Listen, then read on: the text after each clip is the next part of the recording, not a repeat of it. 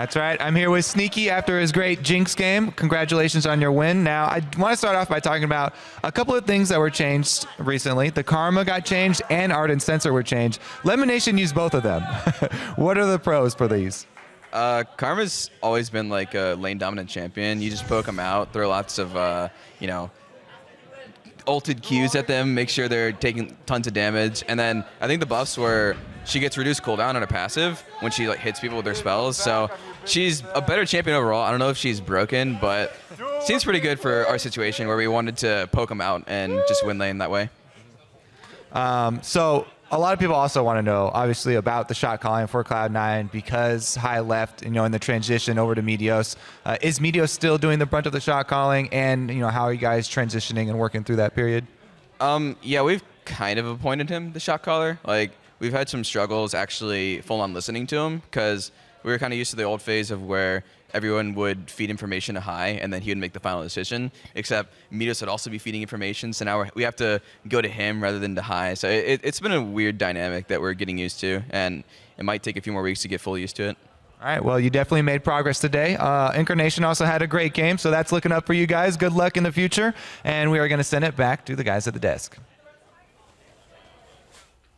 Thank you, Kobe. A much-needed victory there for Cloud9 for them to kind of get themselves back on track. And, the first thing I want to point out here is that they had a winning early game. We've only seen that one other time so far this split from Cloud9. Yeah, and a lot of that was off of the fact that they were making these early game moves and they were just rotating around. So Cloud9 looked a little bit better in that regard, but there's still a lot of work to be done in their mid game.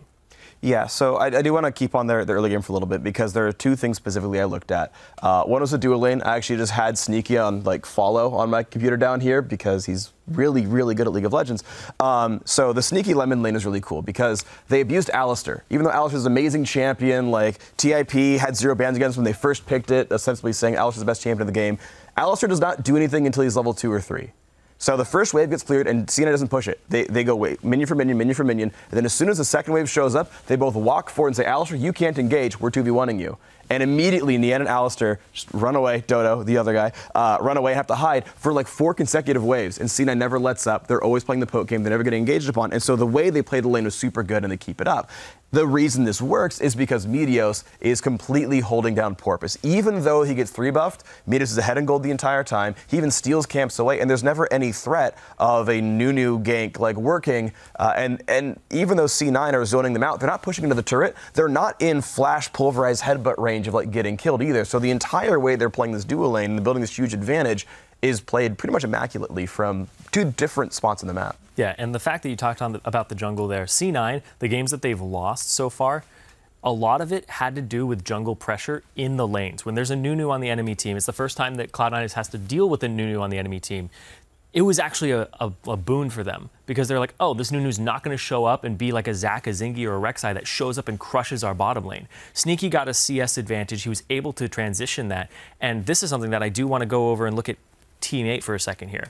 Because Nian, he has not had a CS lead at 10 minutes yet out of all his games so far. This was a lane that they were able to exploit on Cloud9's side and press that advantage. Sneaky did like 1.9 times Nian's damage this game because he grouped up and they played around him and Incarnation, which I thought was just a great formula for Cloud9 is unlocking Incarnation to make plays. Yeah, so let's identify kind of where C9 is going in terms of developing their play style, because as Jat has mentioned previously, they need to make a decision. Is Incarnation being brought into the team in order to replace High and be a new High, right? Be the initiator, be kind of a leader for the team, or does the team need to readjust around Incarnation? And here, he seemed to have stepped up, being the initiator very often with those Varus ultimates. Yeah, so there's 2 ways to look at a player. So one is the impact the player has on the team and the impact the champion has on the game. And as far as initiating, I agree. The first time we started talking to Incarnation, he says, I want to be in people's face. I want to make plays. I want to do big things.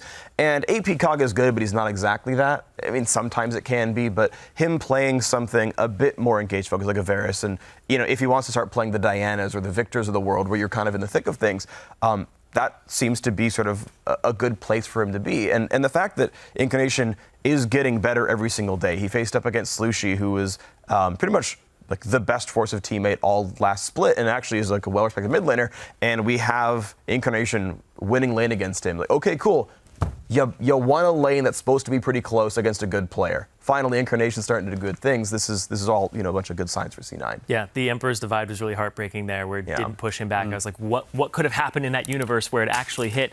Screw my pen. Anyway, what would have happened where that would have hit? What would Incarnation have done? He probably would have flashed away. He wouldn't have had that later. So Slushy's misplay there really opened up the game for Incarnation, and that they didn't leave up the pressure there. They were just like, let's keep going, let's keep fighting. And then Meteos shows up mid, and they played around mid lane. And I think this is going to become a winning formula for C9, is unlock the bottom lane, have Meteos camp around those sides. Because it used to be go top, camp for balls, unlock balls for TP plays. Yeah. Now I feel like playing around mid and bottom is something you're going to have to get used to, because it seems to work. Yep, it'll be very interesting to watch how they develop the champion pools in terms of unlocking that bot lane as just a straight up 2v2, so that Meteos can pay more attention to the mid lane and helping Incarnation out. Don't go anywhere though. After the break, we'll see if TSM can tame Team Dragon Knights. North American LCS returns after this.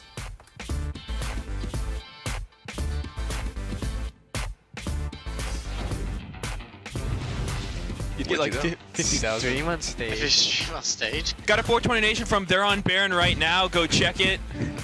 Hey, yo, Sneaky, look Dorothy. Thank you for the donation.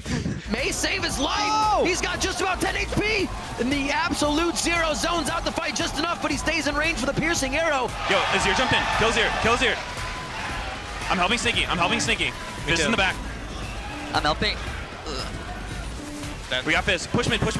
Cali Troll still has a good amount of damage, but Sneaky has the peel. He has the kite. He has the quadra kill.